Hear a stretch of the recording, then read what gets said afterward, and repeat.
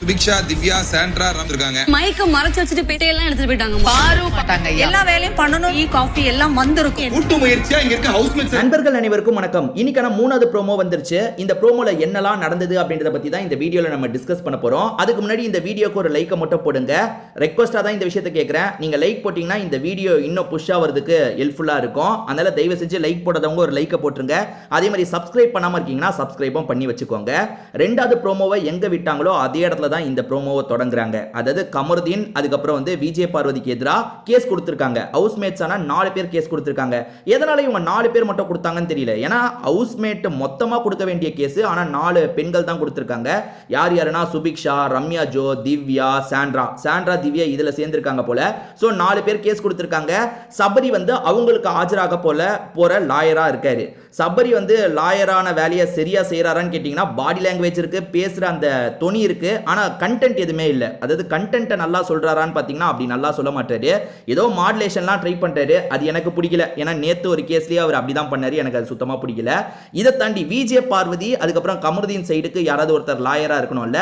Lawyer யாருமே முன் வராம கொஞ்சம் பிரச்சனைலாம் போச்சு. பிக் பாஸ் வந்து யாருமே வரலன்னா நீங்க 2 பேர்ல யாராவது இருந்துக்கலாம்னு சொன்னாரு. ஆனா கடைசியில வந்து அமித் வரதா சொன்னாரு. அமித் கிட்ட பேசி இவங்க வர வச்சிட்டாங்க. சோ அமித் தான் அவங்களுக்கான லாயர். ஆனா அமித்தை தாண்டி இந்த இடத்துல பார்வதி தான் நிறைய பேசுறாங்க. இப்ப அது லைவ்ல முடிஞ்சிருச்சு. பார்வதி தான் அவங்க முடியல, அதாவது வந்து ஒரு கேப் விட்டு திரும்பி ஆரம்பிக்க போறாங்க.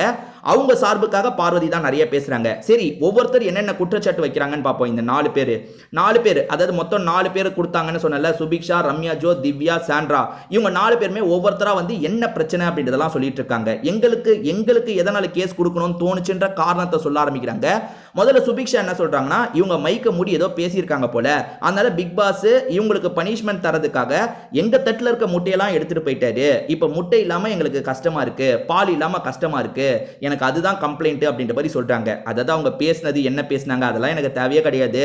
அவங்க மைக்க மூடி பேசி அவங்க பண்ண தப்புக்கு நாங்க எதுக்கு முட்டை சாப்பிடாம இருக்கணும், முட்டையெல்லாம் எடுத்துட்டு போயிட்டாங்கன்ற மாதிரி இவங்க புலம்பிட்டு இருக்காங்க. இத ப்ரோமோல காட்டுறாங்க. அடுத்ததா திவ்யா பேசுறதுக்காக வராங்க. திவ்யா என்ன சொல்றாங்கன்னா, பாருன்னு அத்தனை வாட்டி கூப்பிட்டாலும் காதுலயே வாங்க மாட்டாங்க. அதாவது கமருதீன் கிட்ட இவங்க பேசிட்டு இருக்கும்போது காதுல வாங்காம இருப்பாங்க போல. அதே மாதிரி வந்து மைக்க கலட்டி வச்சிருக்கிறத பார்த்து பாருன்னு கூப்பிட்டாலும் அதை வந்து கேட்க மாட்டாங்க, கேட்காம இருக்காங்கன்ற மாதிரி இந்த இடத்துல யாரு திவ்யா கணேஷ் சொல்றாங்க. திவ்யா கணேஷ் இந்த இடத்துல ஒரு பொய் சொல்லி வேற மாட்டிருக்காங்க. அது என்னன்னா, திவ்யா கணேஷ் சொல்ல வந்ததை மட்டும் சொல்லலாம்ல, எனக்கும் பார்வதிக்கும் வெளியே எந்த பிரச்சனையும் கிடையாது, வெளியே அவங்க யாருன்னே தெரியாதுன்ற மாதிரிலாம் திவ்யா கணேஷ் சொல்லியிருக்காங்க. ஆனா பார்வதி அதுக்கப்புறம் விஜய் விஷால் திவ்யா கணேஷ் சேர்ந்த மாதிரி ஐபிஎல் போய் போட்டோலாம் எடுத்திருக்காங்க போல. திவ்யா இந்த விஷயத்த சொல்லிட்டு இருக்கும்போது பார்வதி இருக்காங்கல்ல, மேட்ச்னு சொல்றாங்க. அதாவது வந்து நம்ம மேட்ச்ல போட்டோ எடுத்தோம்ல, அதை நீ மறந்துட்டியான்ற மாதிரி ஒரு கேள்வியை கேட்கறாங்க. திவ்யா கணேஷ் சொல்ல வந்ததை மட்டும் சொல்லலாம். அதை விட்டுட்டு வந்து எங்களுக்கும் அவங்களுக்கும் தனிப்பட்ட முறையில் பிரச்சனை இல்லை, அதெல்லாம் தேவையே இல்லை. வினோத் விஷயத்திலையும் இதான் பண்ணாங்க. வினோத்துக்கும் எனக்கும் எந்த பிரச்சனையும் கிடையாது, நான் பொதுவாக தான் சொல்றேன்ற மாதிரிலாம் சொல்றாங்க. வினோத் மேல காண்டுனா அதை வெளிப்படையா சொல்லுங்க. வினோத் எனக்கு பிடிக்கலனா பிடிக்கல தான். அதை விட்டுட்டு எனக்கும் அவருக்கும் பர்சனல் ப்ராப்ளம் இல்லை, இதுதான் பிரச்சனை அப்படின்ற மாதிரிலாம் சொல்லிட்டு இருந்தாங்க. ஆதிரை கேஸ்ல நம்ம பார்த்தோம்ல, அதே விஷயம் தான் இங்கே பண்றாங்க. சரி, சாண்ட்ரா என்ன சொல்றாங்கன்னு பார்த்தா, சாண்ட்ரா வந்து அவங்களுக்கு நம்ம ஒரு தண்டனை கொடுத்துருக்கோம், அந்த தண்டனையை அவங்க ஒழுங்கா பண்ணல போல. ஏன்னா தண்டனையை ஒழுங்கா பண்ற பட்சத்தில் பிக் பாஸ் மனசு இறங்கி வந்திருப்பாரு, நம்மளுக்கு வேண்டியதை திரும்பி தந்திருப்பாரு. இன்னும் தரலனா இவங்க சரியா அந்த விஷயத்தை பண்ணலன்னு எனக்கு தோணுது. எது எப்படியோ எங்களுக்கு அந்த முட்டை பாலெல்லாம் திரும்பி வேணும். இவங்க பண்ண தப்புக்காக நாங்க அதை சாப்பிடாம இருக்க முடியாது. அதனால இதுக்கு ஏதாவது நியாயத்தை நீங்க வாங்கித்தாங்கன்னு சொல்றாங்க. கரெக்ட் தான். ஏன்னா வந்து அவங்க கரெக்டாக பண்ணிட்டா பிக் பாஸ் மனசு இறங்கணும்ல. அப்போ பிக் பாஸ் மனசு இறங்கலைன்னா திரும்ப ஒன்று தப்பு பண்ணுறாங்க. அப்படி இல்லைன்னா நம்ம கொடுத்த தண்டனை பத்தலை, இல்லை நம்ம கொடுத்த தண்டனையை அவங்க சரியா பண்ணலன்ற மாதிரி ஒரு கேள்வியை எழுப்புறாங்க. அது அவங்க பக்கத்தில் இருந்து பார்க்கும்போது கரெக்டான நியாயம் தான் சொல்லிட்டாங்க. ரம்யா ஜோவை பொறுத்த வரைக்கும் என்ன சொல்கிறாங்கன்னா, எப்பா எனக்கு அவங்க என்ன பண்ணாங்க அதெல்லாம் தேவையில்லை, பிக் பாஸ் பாலெல்லாம் எடுத்து வச்சிட்டாரு, எனக்கு டீ காஃபி குடிக்காமல் ஒரு மாதிரி தலைலாம் வெடிக்கிற மாதிரி இருக்கு, ஜட்ஜையா நீங்கள் மனசு வச்சு ஏதாவது பண்ணுங்கய்யா, நீங்கள் ஏதாவது ஒரு தீர்ப்பு மாதிரி தந்து எங்களுக்கு அந்த அந்த காஃபி டீ எல்லாம் வர வைங்க அப்படின்ற மாதிரி சொல்லிட்டாங்க. ஸோ லைவ்ல இதெல்லாம் நடந்துருச்சு. அதனால தான் நான் சொல்றேன். ஏன்னா ப்ரோமோல வந்து அவங்க சொல்றதெல்லாம் வரல, பெருசா அவங்க சொன்னதை காட்டல. ஆனா ஜட்ஜி கிட்ட வினோத் கிட்ட இதை தான் இவங்க கேட்டாங்க. சபரி என்ன சொல்றாருன்னா, சபரி முட்டாள்தனமா ஒரு பாயிண்ட்டை சொல்றாருங்க, என்னால ஏத்துக்க முடியல. நான் சொல்றேன் என்னன்னு பாருங்களேன்.